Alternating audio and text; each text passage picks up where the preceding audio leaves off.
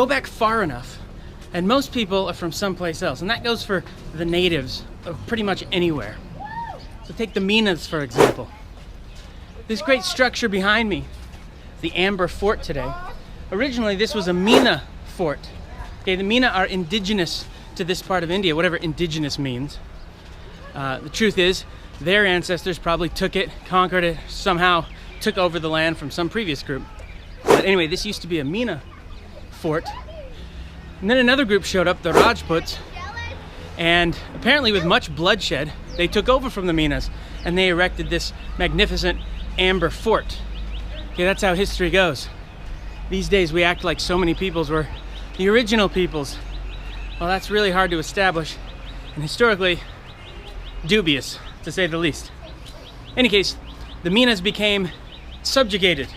Now, Meena power did flare up from time to time. Rajput power did wane from time to time. But for the most part, the Meenas had become a secondary people under the Rajputs. In the 19th century, another conquering group sort of consolidated their power, this time over pretty much all of the subcontinent. That group of people were, of course, the British, one of a long line of conquerors in South Asia.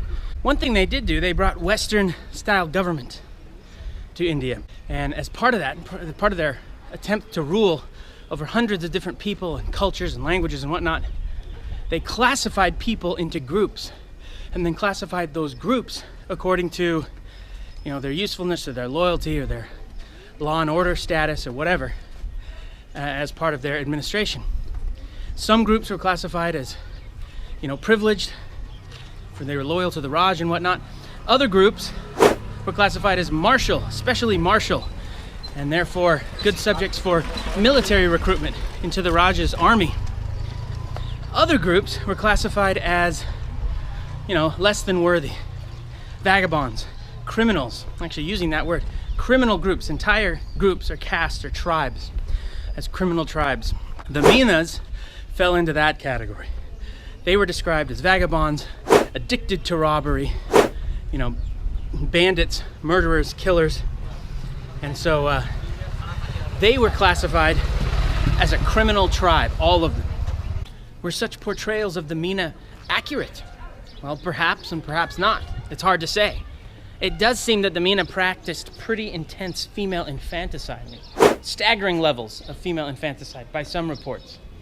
But in any case, this was a time in European history when Europeans generally looked, as the 19th century, Europeans generally looked down upon, nomadic and semi-nomadic peoples like the Meena. And India was filled with such people with such traditions, wandering peoples, wandering tribes, raiding tribes. So the British, were inclined to look down upon groups like the Meena. And in an Indian context, it seemed even more serious because this is a caste system, a system where you do what your parents do. Okay, so if your occupation, in essence, is to raid and plunder or to rob and murder or whatever the characterization is, the British assumption is that's going to be passed on, that behavior will be passed on to your children in perpetuity. Such people like the Meena then, according to this British assumption, had to be dealt with. This all may have started with the thugs or the Thuggee. It didn't help the Meenas and other peripatetic peoples that groups like the thugs had actually existed. The thugs had actually robbed and plundered and killed people over centuries as sort of their thing. In fact, the numbers might be as high as 1 million plus victims of the thugs over that time. And the British East India Company did away with them. You may remember the Thuggee from Indiana Jones and the Temple of Doom. Sure, that was a very accurate portrayal. But in any case, those are the Thuggee. And the British, they were sort of proud of the fact that they had eradicated the Thuggee. And so that whole experience maybe convinced the British that this is something they were good at, this is something they could do, this is something that needed to happen. It certainly poisoned the well when it came to relations between the British and other wandering peoples like the Meenas. How far the Meenas had fallen, going from the dominant group, possibly for a couple millennia, to subservient to the Rajputs for the most part, and then classified officially as a criminal tribe by the British. With the passage of the 1871 Criminal Tribes Act the Meenas were officially classified as criminals. Whether or not, as an individual, a Meena had ever committed a crime, that individual was born a criminal into a criminal tribe. This gave the government great regulatory powers over the Meena. They were restricted in their movement. There was an elaborate system of passes and regulations.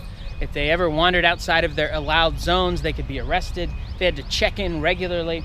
And of course, as criminals officially designated, the police had special powers over them, could be especially brutal or at least very, very strict to them in a way that they could not have been had they not been classified criminals in the first place. And this lasted for many decades, from 1871 into the mid-20th century.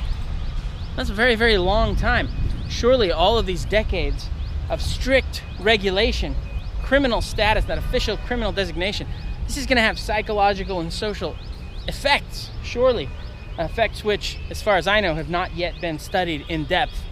To this day, governments continue to classify people into groups for purposes of regulation, of security, the redistribution of government largesse, wealth extracted by violence or the threat of violence. That continues today in India as elsewhere.